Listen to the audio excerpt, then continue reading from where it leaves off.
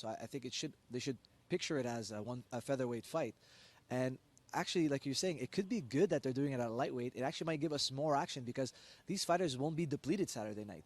You know, they're not worried about rehydrating. They're in pretty good shape already because they didn't have to go all the way down to 145, and they may be able to take punches better. They might even be stronger because when you cut all the way down, right?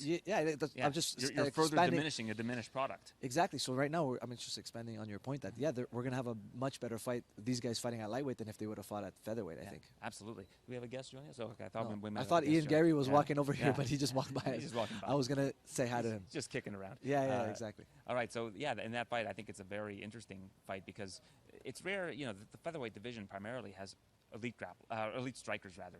We don't have fighters that are that great with their grappling in terms of it being a specialty.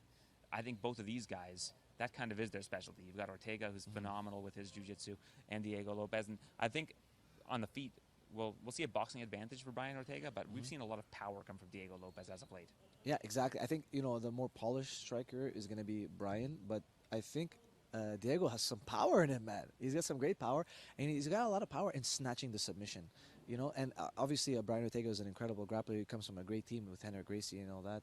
And I'm excited to see if one of them can get a submission on and see how the other works out of it. Maybe we're going to see a submission escape that we hadn't seen before or something unique because, jiu-jitsu is always evolving.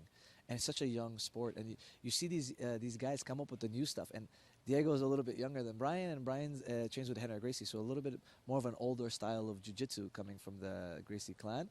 And Diego's coming with maybe a little bit more of a modern game. So it's going to be interesting to see if Diego can have the advantage over Brian in grappling. And Diego's consistently getting these steps up in competition. I mean, his first fight is probably his hardest one, where he's fought Movsar Evloya on short notice. On short notice.